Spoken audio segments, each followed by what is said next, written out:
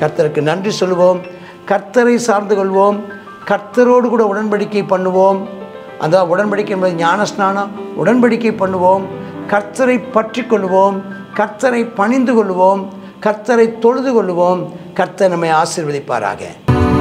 வானாதி வானங்கள் கொள்ளாதவரே, வார்த்தையால் வர்ணிக்க கூடாதவரே, ஓயாமலும் புகழ் நான் பாடுவேன், இன்றுமே என்றுமே என்றென்றுமே.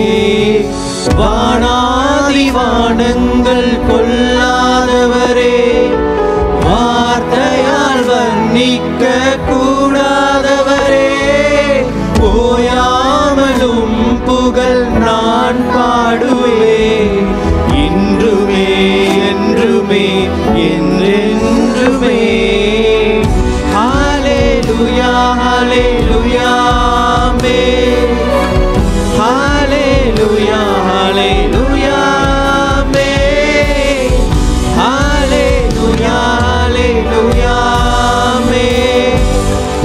ஹல்லேலூயா ஹல்லேலூயா ஆமென். கர்த்தருடைய பரிசுத்த நாமத்திற்கு மகிமை உண்டாவதாக. கர்த்தராகிய இயேசு கிறிஸ்துவின் திருநாமத்தில் உங்கள் யாவரையும் வாழ்த்தி வரவேற்கிறேன்.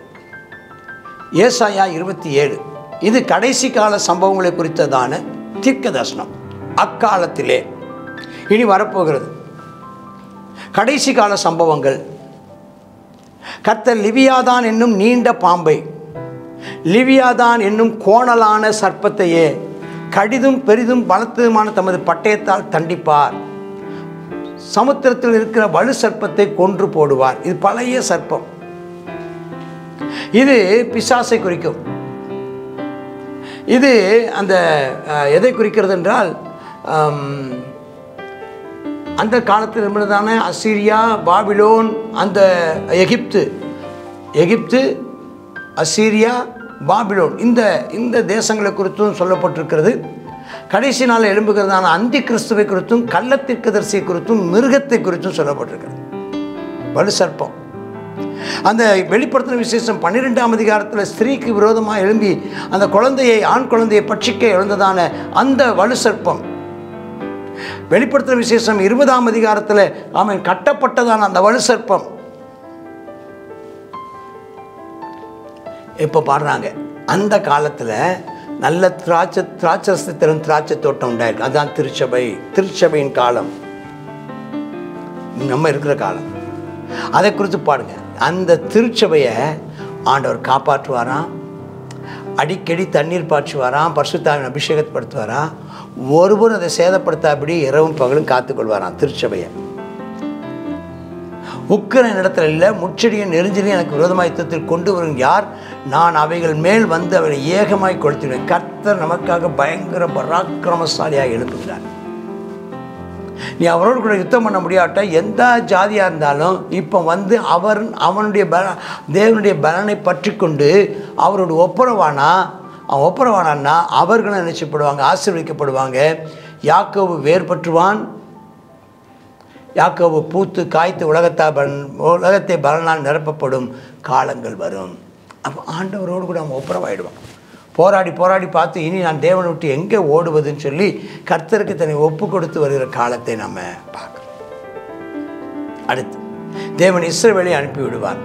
அவர் அவனை அடித்தவர்களை அடித்தது போல இவனை அடிக்கிறாரோ, அவர்கள் கொல்லப்படும் கொலையாய் இவன் கொல்லப்படுகிறானோ, தேவரீர் ஜனத்தை துரத்தி விடுகையில் மட்டாய் அதனோடு வழக்காடுகிறார். ஆண்டவர் மனுஷனை போல ரொம்ப ஹார்ஸாக, ரொம்ப கடினமாக தம்முடைய ஜனத்தின் மேலே முகத்தை திருப்புறதில்லை.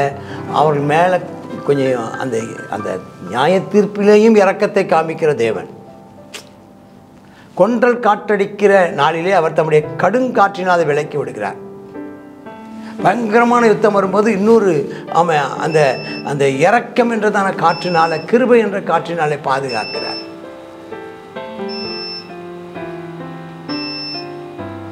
ஆகையால் அதனால் யாக்கோபின் அக்கிரமம் நிக்கிரம் பண்ணப்படும், தோப்பு விக்கிரங்களும் சிலைகளும் இனி நிற்காதபடி பலிபீடங்கள் கல்லுகளெல்லாம் நொறுக்கப்பட்ட சுண்ணாம்பு கல்லுகள் ஆக்கி விடும்போது அவருடைய பாவத்தை அவர் அகற்றுவார்.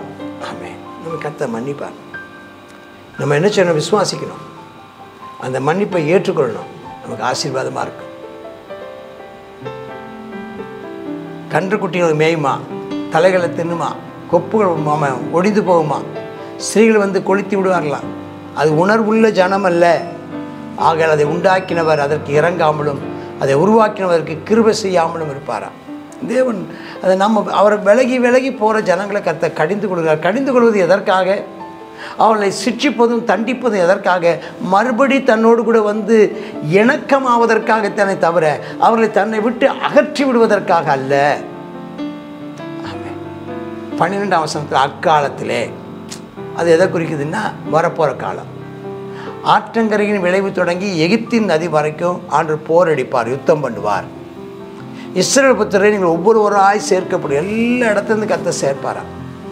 அந்த காலத்தில் பெரிய எக்காலம் ஊதப்படுமா. அப்பொழுது அசீரியா தேசத்தில் சிதறடிக்கப்பட்டவங்க, எகிப்து தேசத்தில் சிதறடிக்கப்பட்டவங்க, மேதிய, பெர்சியா, கிரேக்க, ரோம சாம்ராஜ்யங்கள் காலத்தில் துரத்தி விடப்பட்டவங்க அவங்க எல்லாரும் கர்த்தர் எருசலேமில் பரிசுத்த பருவத்தில் கூட்டி சேர்ப்பார். அவர்கள் எல்லாரும் கர்த்தரை பணிந்து கொள்வார். இது இப்போ அடுத்த சில வருடங்களில் நடக்க போகிற தீர்க்க தரிசனம். கர்த்தர் அவர்களுக்கு ஒரு ஆலயத்தை கட்டி கொடுப்பார். அந்த ஆலயத்தின் மகிமையாய் அவர்கள் எல்லாரும் நினைச்சுவார்கள். கர்த்தரை துதிக்கும்படி அவர்கள் ஒரு கூட்டம் ஓடி வருவார்கள். அந்த நாட்களுக்கு ஒரு வித்தியாசமான நியாய தீர்ப்பு நாட்களாக அது இருக்கும். கர்த்தர் ஆமென் தாமே மகிமைப்படுவாராக. கர்த்தரை ஸ்தோத்திரம் பண்ணுவோம். இதெல்லாம் நடக்க போகிற தீர்க்க தரிசனங்கள், நடந்து முடிந்த தீர்க்க தரிசனங்கள், தற்சமயம் நடந்து கொண்டிருக்கின்ற தீர்க்க தரிசனங்கள். கர்த்தருக்கு நன்றி சொல்லுவோம். கர்த்தரை சார்ந்து கொள்வோம். கர்த்தரோடு கூட உடன்படிக்கை பண்ணுவோம். அந்த உடன்படிக்கை என்பது ஞானஸ்நானம். உடன்படிக்கை பண்ணுவோம். கர்த்தரை பற்றி கொள்வோம். கர்த்தரை பணிந்து கொள்வோம். கர்த்தரை தொழுது கொள்வோம். கர்த்தர் நம்மை ஆசீர்வதிப்பாராக. ஆமேன், ஆமேன். God bless you. ஏசாயா 27வது அதிகாரத்தில் லிவியா தானே கர்த்தர் என்ன செய்வாராம்? கொன்று போடுவார். பழைய பாம்பாகிய பெரிய வலு சர்ப்பத்தை என்ன செய்வார்? கொன்று போடுவார். ஆனால் தம்முடைய சபைக்கு, தம்முடைய தான பிள்ளைகளுக்கு, சபையில் இருக்கிறதான தன்னுடைய பிள்ளைகளை என்ன செய்வாராம்? அந்த நியாயத்தீர்ப்பு நேரத்தில் என்ன செய்வாராம்? அவர் காப்பாற்றுவாராம், தண்ணீர் பாய்ச்சுவாராம். ஒருவரும் அதை சேதப்படுத்தாதபடிக்கு என்ன செய்வாராம்? இரவும் பகலும் என்ன செய்வாராம்? காத்துக்கொள்வாராம். விரோதமாய் வருகிறவர்களை என்ன செய்வாராம்? அவர் கொளுத்தி போடுவாராம். அவர்கள் என்ன செய்வாங்க? விரோதமாக வருகிறவர்கள் என் பட்சத்தில் வருகிறார்கள்னு ஒரு வசனம் சொல்லியது. சப்போஸ் அவர் பட்சத்தில் வந்தால் அவர்கள் என்ன செய்வார்? அவர் சேர்த்துக்கொள் ஒப்புரவாகன்னு சொல்லி பார்க்குறோம். யாக்கோபு கீழே வேர்பற்றி மேலே என்ன செய்யுமா? காய்த்து பூத்து காய்த்து உலகத்தை தன் பலனால் நிரப்புகிற காலம் வரும் என்று சொல்லி பார்க்குறோம்.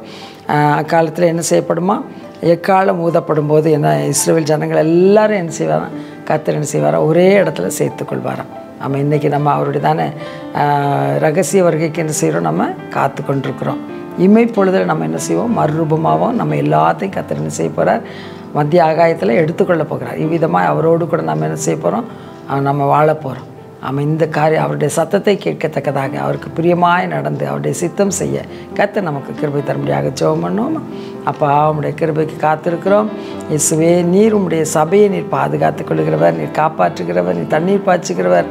அப்பா, ஸ்தோத்திரம் ஆண்டவரே. ஆமேன். அப்பா, ஆமேன். உம்முடையதான கிருபையினால், உம்முடைய இரக்கத்தினால, உம்முடையதான அப்பா ஸ்தோத்திரம் ஆண்டவரே பராமரிப்பினால நாங்கள் வாழ்ந்து கொண்டிருக்கிறோம்.